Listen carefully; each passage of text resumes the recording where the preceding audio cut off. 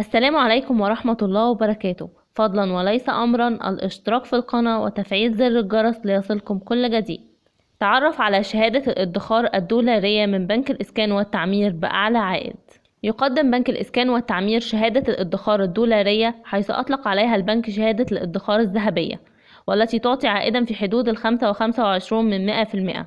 وذكر البنك أن الحد الأدنى للشهادة $1000. ووفقا لما أعلنه البنك، فإن هناك عدد من شهادات الادخار التي تناسب العملاء، والتي تتضمن على سبيل المثال الشهادة الثلاثية بالدولار، والتي يتم تقديمها عبر العديد من المزايا للعملاء بفائدة صرف دورية تصل إلى 5% شهريا و5.25% خلال دورية الصرف الربع سنوية لمدة 3 سنوات.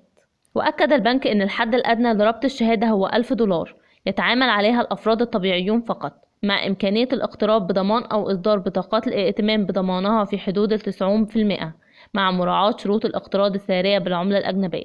وأكد البنك أن العملاء يمكنهم استرداد قيمة شهادة الدولار الذهبية بعد مضي 6 أشهر من تاريخ الشراء، ويتم إعادة احتساب العائد فقط لمدة الإيداع الفعلية، حيث طلب بنك التعمير والإسكان من العملاء الراغبين في شراء الشهادة إحضار بطاقة الرقم القومي أو جواز سفر العملاء الأجانب المقيمين في مصر، إضافة إلى مستند تحديد محل إقامة مثل فاتورة الكهرباء أو الغاز أو التليفونات أو المياه.